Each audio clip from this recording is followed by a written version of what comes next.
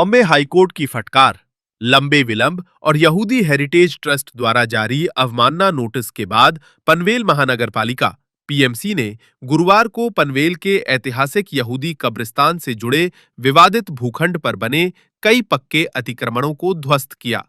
भारी पुलिस बंदोबस्त के बीच दोपहर में प्लॉट नंबर 217 पर यह कार्रवाई की गई, जहां करीब 9 संरचनाएं हटाई गईं।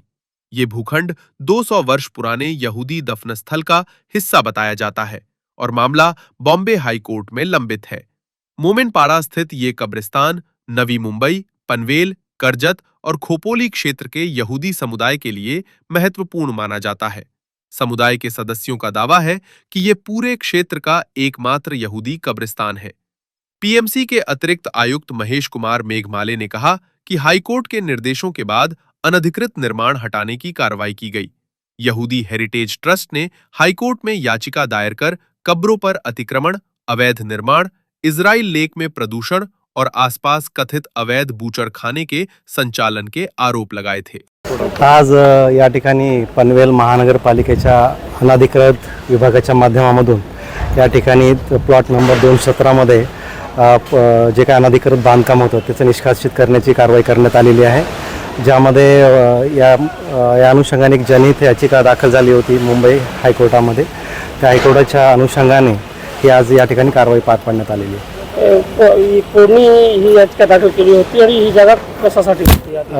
ही जी जनहित याचिका दाखल करण्यात आली होती ती येशू सेरिब्रल ज्यूइश संस्थेच्या माध्यमामधून ही जनहित याचिका दाखल करण्यात आली होती 211/223। त्या माध्यमामधून मागच्या वर्षी 16 जूनला 2025ला निकाल लागला, ज्यामध्ये 3 महिन्यामध्ये या सर्वांच्या सुनावण्या घेऊन अनधिकृत बांधकाम असेल तर निष्कासित करण्यात यावं अशी सूचना निर्देश दिल्यामुळे आज ही कारवाई करण्यात आली। ही जागा कशासाठी वापरण्यात येत होती? जी हेरिटेजच्या माध्यमातून त्यांच्या म्हणण्यानुसार इथे त्यांचं कब्रस्तान म्हणजे जे काही अंत्यसंस्कार करण्याची जागा होती असं त्यांचं म्हणणं आहे। किती वर्षापासून हा मॅटर कोर्टमध्ये होता आणि आज निकाल लागला? हे 2023मध्ये जनहित याचिका दाखल करण्यात आली होती, ज्यामध्ये मागच्या वर्षी 2025ला याचा निकाल लागला। किती घरं होते जी कारवाई झाली? हे साधारण 9 घरं होते, 9 घरांवर ही कारवाई करण्यात आली। आपलं नाव आणि पोस्ट? मी महेश कुमार मेघमाळे, अतिरिक्त आयुक्त पनवेल महानगरपालिका। माझ्यासोबत पोलीस चे पथक पण आहे, त्यांच्या संयुक्त विद्यमानाने आमची कारवाई करण्यात आलेली आहे।